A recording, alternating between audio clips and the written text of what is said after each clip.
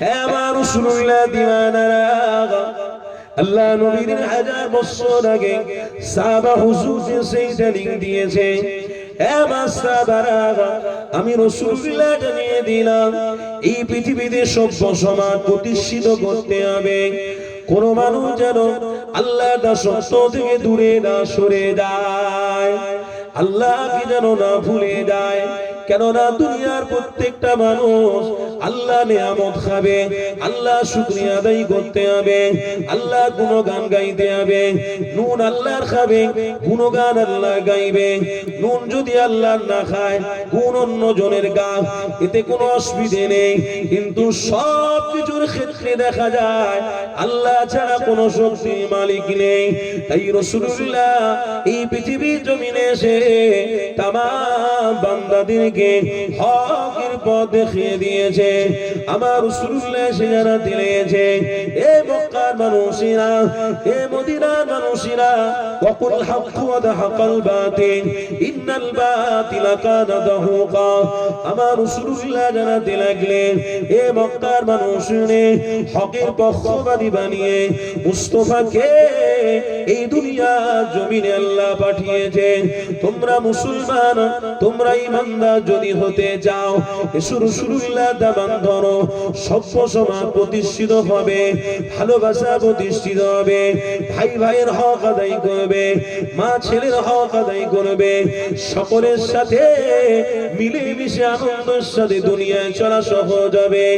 যে কাজ করলে আল্লাহ খুশি হবে, আল্লাহ তা সত্য করাবে, ওই কাজটা আমি মুস্তাফা এই দুনিয়া জমিনে দেখানোর জন্য এসেছি। এ মক্কার মানুষেরা, তোমরা স্বেচ্ছায় রাসূলুল্লাহকে মেনে নাও, আল্লাহ নবীকে প্রাধান্য দাও, আল্লাহ রাসূলুল্লাহকে মহব্বত করে ফেলো। যদি করতে পারো, আমি রাসূলুল্লাহ জানিয়ে দিলাম, আল্লাহ তোমাদেরকে অনেক বড় সম্মানের অধিকারী বানাবে। ওই অধিকারী সম্পর্কে আল্লাহ নবী পাক সাহাবায়ে জানাতে লাগলেন, ওই সম্মানের অধিকারী হলো, ওই ইজ্জতের অধিকারী হলো কোরআনের মধ্যে আল্লাহ জানিয়েছে, হে আমার বান্দারে, হে আমার বান্দিরে, আমি তোমাদের জানিয়ে দিলাম, যারা আমার মাহবুবকে মহব্বত করবে, যারা আমার রাসূলুল্লাহর সাথে মহব্বত রাখবে, তাদেরকে আমি আল্লাহ সম্মানের অধিকারী বানাবো। কি সম্মান দিয়েছে আল্লাহ, কোরআনটা খুলে দেখে নিও। আল্লাহ জানাতে লেগেছে, হে আমার বান্দারে, ইয়া আইয়ুহাল্লাযীনা আমানু তাকুল্লাহা হাক্কা তুকাতি ওয়া লা তামুতুন্না ইল্লা আনতুম মুসলিমুন। আমার হাবিবের অনুসারী যারা হবে, তাদেরকে আমি আল্লাহ মুসলমান বানিয়ে সম্মানের অধিকারী বানাবো। আরো জোরে হবে না? তাহলে আমরা মুসলমান হয়েছি না হইনি? যারা মুসলমান হয়েছে আমাদের হক আছে না নেই? মুসলমান হয়ে যদি কেউ বলে আমি মাথায় টুপি দিবনি, আমি মুখে দাড়ি রাখবনি, আমি হারাম খাবো, আমি হালাল খাবনি, সভ্যতা হবে তো? তাহলে আপনার সাথে আর মুশরিকদের সঙ্গে পার্থক্য কি হলো বন্ধু? আল্লাহর নবী তো পার্থক্য করে দিয়ে গেছে, মানুষের মধ্যে পার্থক্য করে যায়নি। আমার কথা ভালো করে বোঝার চেষ্টা করবেন। আমার একটা হিন্দু ভাইয়ের শরীরে যেমন শিরা আছে, আমাদের শরীরেও তেমন শিরা আছে। আমার একটা হিন্দু ভাইয়ের শরীরে যেমন বড় বড় লোম আছে, হাতেতে আমার গায়েও সেমন লোম আছে। আমার চোখেতে যে লোম আছে, আমার হিন্দু ভাইয়ের চোখেতেও সেই লোম আছে। আমার মাথাতে যে চুল আছে, আমার হিন্দু ভাইয়ের মাথাতেও সেই চুল আছে। তাহলে মানুষের পার্থক্য কোথায় দেখছেন আপনি বলুন? কোন জিনিসে মানুষের পার্থক্য আছে? মানুষ মানুষকে পার্থক্য করার জন্য মুস্তাফা আসেনি। মুস্তাফা এসেছিলেন মুশরিক আর ঈমানদারদেরকে পার্থক্য করতে। কেন আপনাকে মনে রাখতে হবে, যে ফিলিস্তিনের জমিনে আল্লাহর ঘরকে বাঁচানোর জন্য একটা ছোট্ট বাচ্চা কামানের সামনে এসে বলছে, যদি ক্ষমতা থাকে আমার বুকে আগে গুলিটা মার, আমার সিনা চিরে যদি আমি মারা যাই, তাহলে তোদের ক্ষমতা যদি ঢাকের মসজিদের একটা ইট খসিয়ে দেখিস, কারণ আল্লাহর ঘরের জন্য মুমিন যদি শহীদ না হয় তো সে কোনোদিন মুমিন হতে পারে না। তাই ফিলিস্তিনের বাচ্চা বাচ্চা ছেলেরা তারা কামানের সামনে দাঁড়িয়ে আল্লাহর ঘরকে বাঁচানোর জন্য লড়াই করেছে। তাহলে তাদের ঈমান আর এই গ্রামের ঈমান, দুটো ঈমানকে একটা পাল্লায় রাখুন, দেখি কোনটা ভারী হয়। আমি দেখবো কোনটা ভারী হয়। আপনাদের ঈমান ভারী হবে না তাদের ঈমান ভারী হবে, দেখবো। আজকের আপনারা সহজে চাঁদা তুলে মাহফিল করছেন, এটা সহজে হচ্ছে, খুব ভালোবাসায় হচ্ছে, কিন্তু আল্লাহর ঘরকে বাঁচানোর জন্য তারা নিজের জীবনকে দিচ্ছে। আর আপনি চাঁদা তুলে মাহফিল দিচ্ছেন, জীবন দিতে হলো, কষ্ট হলো, এতটুকু কষ্ট করছেন কি যে আমি বাড়ি থেকে বেরিয়ে একটু মাথায় টুপি দিয়ে ওযু করে ইমানি মাহফিলে বসবো, যাতে আল্লাহ খাওয়াচ্ছে, আল্লাহকে খুশি করব, এই তো উদ্দেশ্য। কেন আল্লাহর নবী বলেছে মুশরিকদের কাতার আলাদা হবে, ঈমানদারদের কাতার আলাদা হবে। তাহলে আমি ঈমানদার হয়ে মরতে চাই, কি গো শুনছেন না? আমি মুশরিকদের দলভুক্ত হয়ে মরতে চাই না। তাহলে আজকে আপনি যদি ঈমানদার দাবি করেন, তাহলে ফিলিস্তিনের ঈমানদার তারাও ঈমানদার দাবি করে, তাহলে এই দুই ঈমানের মধ্যে আপনারা বলুন পার্থক্য হয়ে যাচ্ছে না যায় না? অনেক পার্থক্য হচ্ছে। কারণ আপনি মুমিন, আপনি মুসলমান, আল্লাহ আপনাকে পরিচয় দিয়েছে মুসলমান। তাহলে আপনি মুসলমান হয়ে আপনি এই মাহফিলে এসে বসে আল্লাহকে দেখাতে পারছেন না, আল্লাহ আমি আপনার খেয়েছি, সারাদিন ঘুমিয়েছি, আপনার দেওয়া সবকিছু নিয়ামত নিয়ে ভক্ষণ করেছি, আর আপনার জমিনে এসে বসেছি।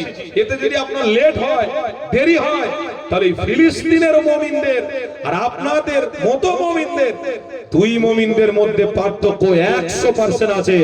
কেন ওই ফিলিস্তিনের মুমিনের একটা ফোঁটা রক্ত যদি একটা পাল্লায় রাখা যায়, আর আপনাদের পুরো গ্রামের ঈমান যদি আর একটা পাল্লায় রাখা যায়, ওই ফিলিস্তিনের এক ফোঁটা রক্তের ঈমানদারের পাল্লার দিকটা ভারী হয়ে যাবে।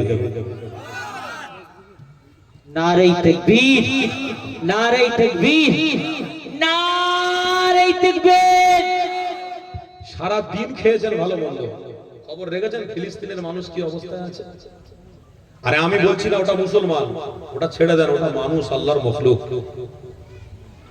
কি গো, এই কথা বললে দোষ হচ্ছে নাকি? অসুবিধা হচ্ছে আপনাদের? আচ্ছা ছেড়ে দেন, মসজিদ বাদ দেন, আল্লাহর ঘর মসজিদ, আল্লাহ হেফাজত করবে। কিন্তু ফিলিস্তিন তো একটা দেশ, সে মুসলমান হতে পারে, যে কোনো দেশ হতে পারে।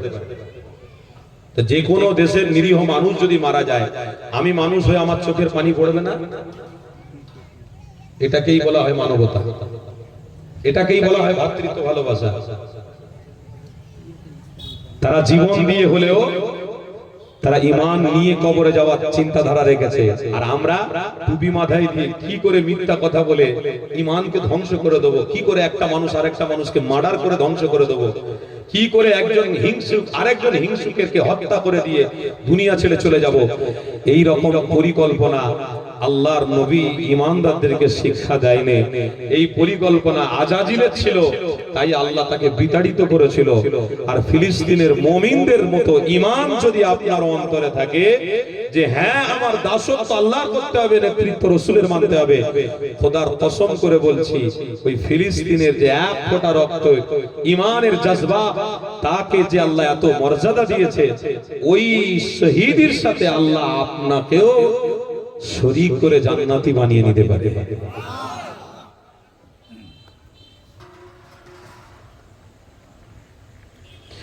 কেননা দুনিয়া জমিনে আজ আমি আছি, কাল আমি থাকবো না।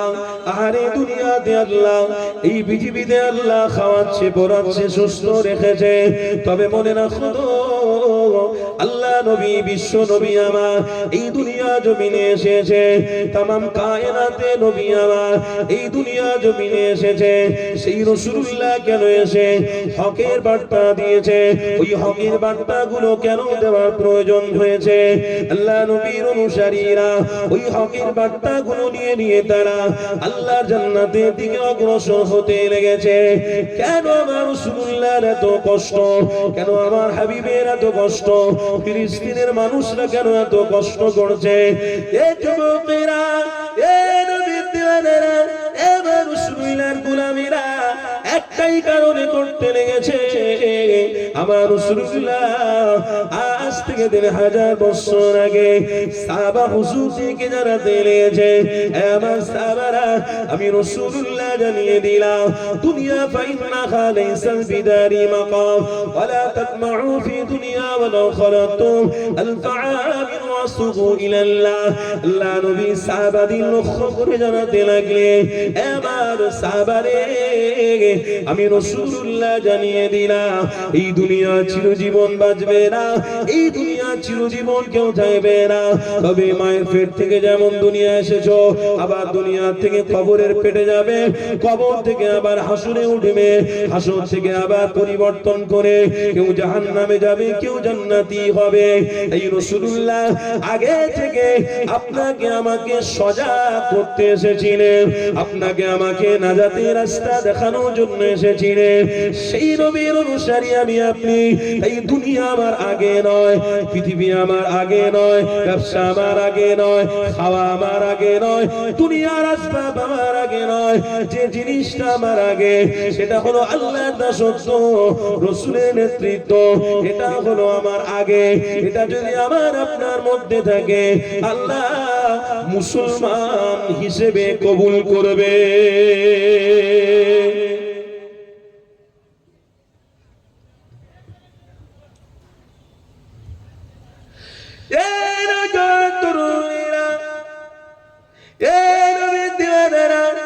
আল্লাহ নবী জানিয়ে দিলেন শুনে রেখে দিও আমি মুসলমান সম্পর্কে জানিয়ে দিয়ে যাই আমার এমন উম্মতি হবে আল গিনা ইউনফিতুন নিফাক ফিল কাল আমার এমন উম্মতি হবে যারা মুখে বলবে মুসলমান অন্তরে তাদের ঈমান থাকবে না অন্তরে হিংসায় ভরা থাকবে আমার রাসূলুল্লাহ সাহাবাদের জানাতে দিয়েছে আমার সাহাবারা আমি রাসূলুল্লাহ জানিয়ে দিলাম অন্তরে তাদের হিংসায় ভরা থাকবে হাজার মাথায় টুপি পরুক না কেন মুখে অনেক বড় বড় দাড়ি রাখুক না কেন তাদের অন্তরে হিংসায় ভরা থাকবে তাদের অন্তরে বিদ্বেষে ভরা থাকবে নামাজও পড়বে আবার বাইরে বেরিয়ে মানুষের সাথে হিংসার বিনিময় করবে হিংসার বার্তা ছড়াতে থাকবে আমার রাসূলুল্লাহ আজ থেকে 3000 বছর আগে সাহাবা হুজুর জানিয়েছে আমার সাহাবারা শুনে রেখে দিও ওরা মুমিন নয় মুসলমান নয়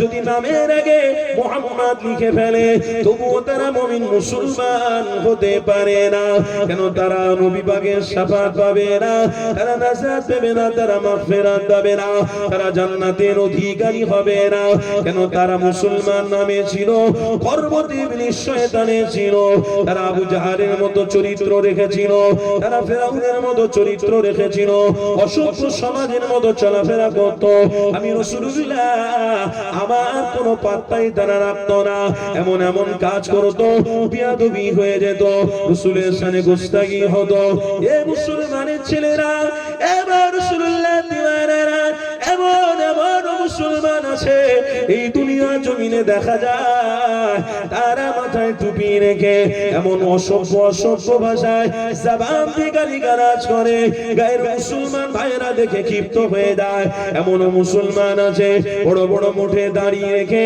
এমন মিথ্যা কথা বলে বেড়ায় গায়ের মুসলমান দেখে অস্বস্তি হয়ে যায় তাদের খারাপ লাগে তোমাদের ওই ব্যবহার তোমাদের ওই আচার আল্লাহ কবুল করবে না তোমরা কারা তোমরা হলো নবীর অনুসারী তোমরা হলো রাসূলুল্লাহর অনুসারী আমার রাসূলুল্লাহর অনুসারী যদি হয়ে থাকো তাহলে আসো আসো আসো আল্লাহ নবী জানিয়ে দিয়েছে এবার সাহাবারা আমি রাসূলুল্লাহ জানিয়ে দিলাম অবশ্যই কাল কিয়ামতের দিনেতে আমার নেতৃত্বে জান্নাতের কাতার দাঁড়িয়ে যাবে ওই জান্নাতের কাতারে মুনাফিকরা থাকবে না হিংসুকরা থাকবে না মুশরিকরা থাকবে না ঈমানদার তারা থাকবে ঈমানদার কারা আল্লাহ নবী জানিয়ে দিয়েছে হে আমার সাহাবারা ইয়া আইয়ুহাল্লাযীনা আমানু তাকুল্লাহা ওয়া কুনু মা'আস সাদিকিন সত্যবাদীকে সত্যবাদী হলো মুস্তাফা জানে রহমত এই সত্যবাদীকে অনুসরণ করে সত্য কথাটা তারা মেনে নিয়েছিল। মাথায় টুপি যদি থাকতো, মুখে যদি দাড়ি থাকতো, তারা দাড়ি টুপি রাখার পরে অন্যায় ব্যভিচারকে সাপোর্ট করে রে। আমি রাসূলুল্লাহ জানিয়ে দিলাম কাল কিয়ামতের দিনেতে আমার নেতৃত্বতে তারা জান্নাতের কাতারে দাঁড়িয়ে যাবে। তারাই দাঁড়াবে যারাল খামরু উম্মুল খাবাইস, তারা হারামকে হারাম বলে মেনেছে, অন্যায়কে অন্যায় বলে মেনেছে, জিনাকে জিনা বলে মেনেছে। না এটা জিনা, এটা অন্যায় চলবে না, হারাম আমি খেতে পারবো না, অন্যায় আমি করতে পারবো না, আমি নারীদের সাথে জিনা ব্যভিচারী করতে পারবো না, এটাই মেনেছিল বলে তারা কাল কিয়ামতের দিনে আল্লাহ তাদের রাসূলুল্লাহর কাতারে দাঁড় করিয়ে জান্নাতি বানিয়ে নেবে। আরো জোরে বলো।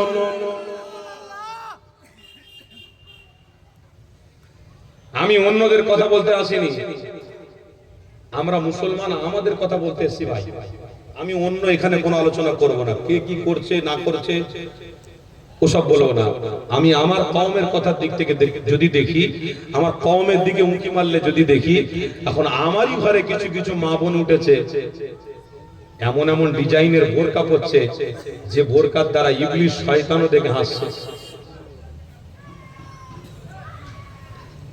এমনও এমনও বোরকা উঠেছে যে বোরকা পরে আমার ঘরের মায়েরা মোবাইলে টিকটক করে বেড়াচ্ছে। তারা বলছে এত সুন্দর আল্লাহর রূপ দিয়েছে, তা আমার স্বামী দেখার তো দেখেছে, এবারে মোবাইলে ছাড়ি, সবাই দেখুক, শুধু আমার স্বামীর একার হক নাকি? আজকের এই করে করে পুরো সমাজটা অসভ্য হয়ে যাচ্ছে।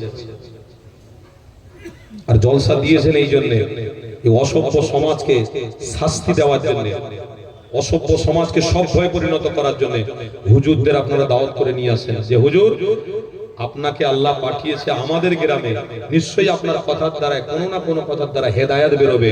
চাইলে গ্রামে 10টা মানুষ হেদায়েত হলে, সঠিক রাস্তায় থাকলে পুরো গ্রামবাসী ওই পথটা অবলম্বন করতে বাধ্য হবে, আর আল্লাহ ওই পুরো গ্রামবাসীকে রহমত দিয়ে জান্নাতি বানিয়ে দেবে।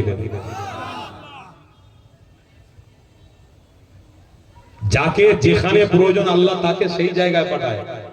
আমি আনসারী, এই জায়গায় প্রয়োজন আল্লাহ মনে করেছে তাই এসেছি।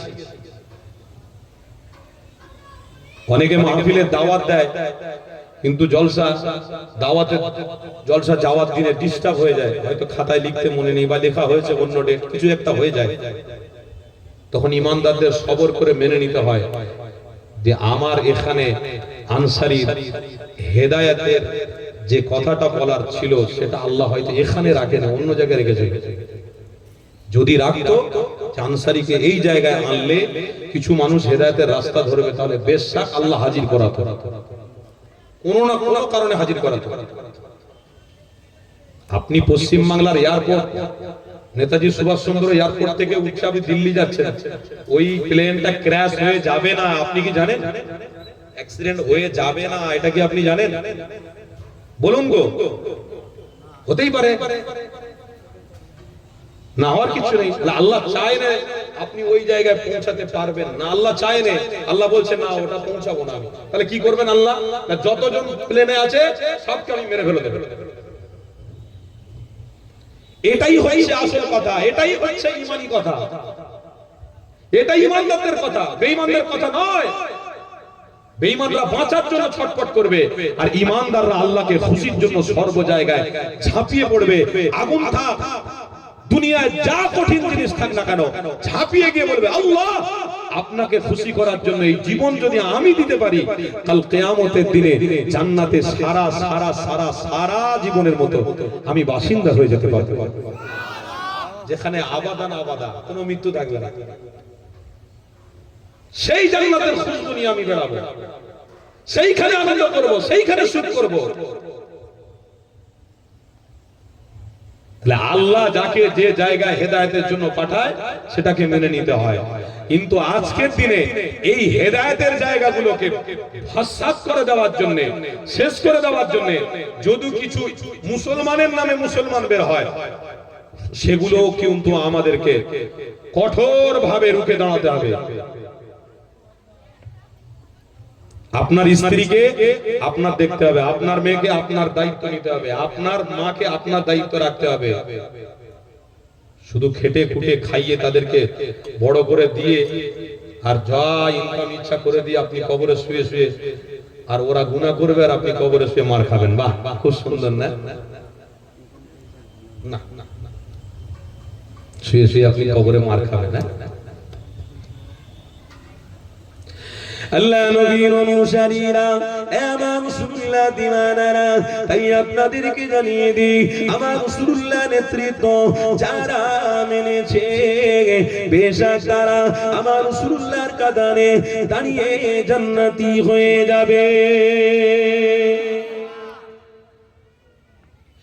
এ নওজওয়ানেরা, এ নবীর দিওয়ানারা, আল্লাহ নবী দিন দুনিয়ার হাবিবুল্লাহ এই ১৫০০ বছর আগে আমার রাসূলুল্লাহ সাবধানতা অবলম্বন করার পথ দেখিয়ে দিয়েছিল।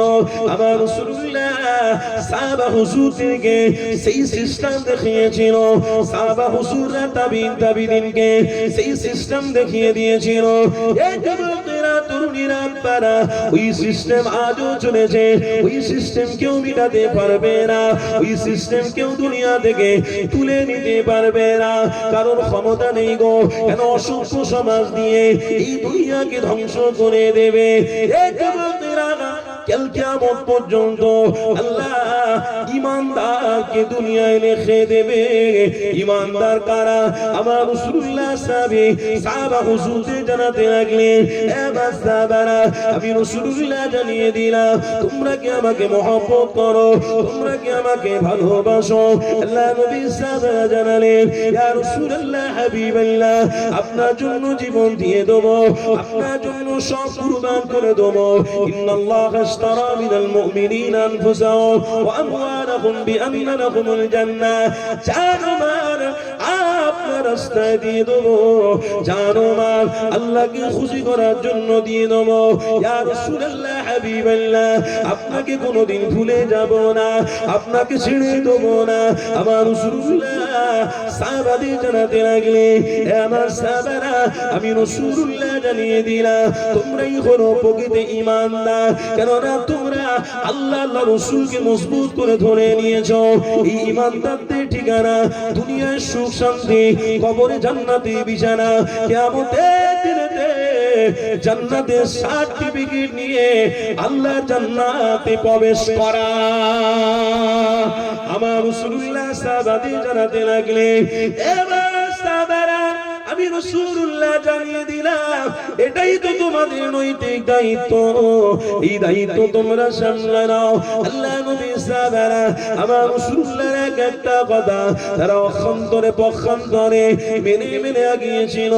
আমার রাসূলুল্লাহ হযরতে সাহাবী আবু বকর সিদ্দিক আমার নবী পাকের সামনে দাঁড়িয়ে গেলেন, ইয়া রাসূলুল্লাহ হাবিবাল্লাহ আপনাকে একটা কথা আমি বলতে চাই, আপনি আমার কথাতে দুঃখ পাবেন না, আমার কথাতে যেন বেয়াদবি না হয়ে যায়। আল্লাহ নবী সাহাবী আবু বকরকে জানাতে লাগলেন, এ বাবা আবু বকর কি কথা বলো? হযরত আবু বকর জানাতে লাগলেন, ইয়া রাসূলুল্লাহ হাবিবাল্লাহ আপনি আমাদের জন্য ঈমান, আপনি আমাদের জন্য নাজাত, আপনি আমাদের জন্য মাগফিরাত। কেন আমি আবু বকর আপনাকে চিনি জানি, কেন আপনি এমন একটা নবী যে রাসূলুল্লাহ রাস্তা দিয়ে হেঁটে হেঁটে গেলে পাথরগুলো আমার হাবিবকে দেখে সালাম দিতে লাগে। আপনি এমন একটা নবী যে নবী আমার রাস্তা দিয়ে হেঁটে হেঁটে গেলে ছোট ছোট গাছগুলো আল্লাহ নবীকে দেখে সালাম দেয়। আরে সেই নবী বিষয়েতে আমার আপনার সাহাবী আল্লাহ নবী সাহাবী দিন দুনিয়ার বাদশা সাহাবী হযরত আবু বকর সিদ্দিক জানাতে লাগলেন, ইয়া রাসূলুল্লাহ হাবিবাল্লাহ আপনি হলেন সেই নবী, আপনাকে কোনোদিন ভোলা যাবে না, কোনোদিন ছেড়ে দেওয়া যাবে না।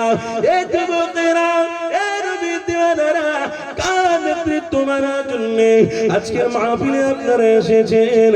একটু লক্ষ্য করে দেখো, একজন সাহাবী আবার দাঁড়িয়ে গেল আল্লাহ নবীর সামনে। বুখারীর হাদিসের মধ্যে রয়েছে আমার রাসূলুল্লাহ সাহাবী হযরত সাহাবী রাদিয়াল্লাহু তাআলা আমার রাসূলুল্লাহ সামনে দাঁড়ানো আল্লাহ নবীকে বলতে লাগলেন, ইয়া রাসূলুল্লাহ হাবিবাল্লাহ, আপনি আমাদের জন্য রাজা, আপনি আমাদের জন্য মাগফিরাত, আপনি আমাদের জন্য জান্নাত জান্নাত। আল্লাহ নবী জিজ্ঞাসা করতে লাগলেন, এ বাবা সাহাবী যাবে রে, কোন কথা তোমার বক্তব্য আছে?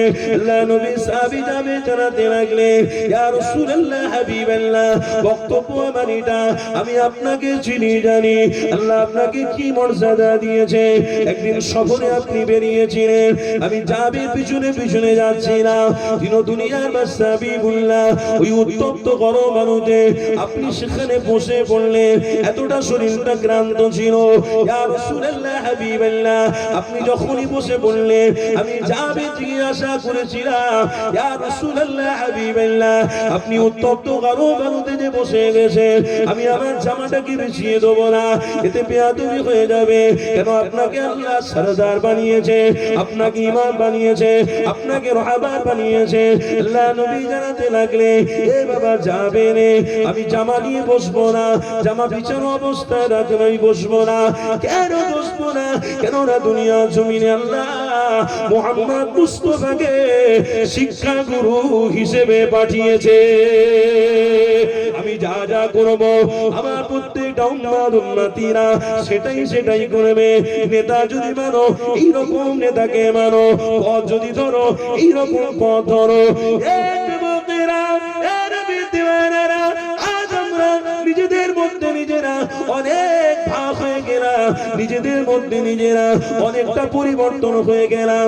রাসূলের নেতৃত্ব মানাটা আমাদের জন্য আল্লাহ সহজ করে দিয়েছিল, কিন্তু আজ আমরা সেই নেতৃত্ব ছেড়ে দিয়ে এই দুনিয়া জমিনে অনেক খারাপ অন্যায়, ব্যভিচারী, মারামারি, হিংসাহারি, এই সমস্ত রাহাজানি করে করে আমাদের জীবন শেষ হয়ে যাবে। এটা আমাদের পক্ষে সম্ভব নয়। আমরা ঈমানদার, আমাদের একটা ফেস রয়েছে, আমাদের একটা লাকাব রয়েছে, আমাদের একটা সম্মান রয়েছে।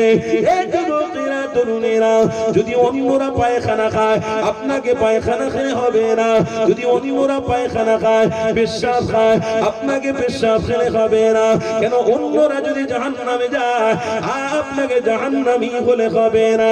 কেননা আপনার অনুসারী, আপনি কার অনুসারী, আপনি কাকে মহব্বত করেন, তিনি অন্য কেউ নয়, তিনি সৃষ্টিকর্তা মালিকের মহব্বতের নবী। আরো জোরে বলুন।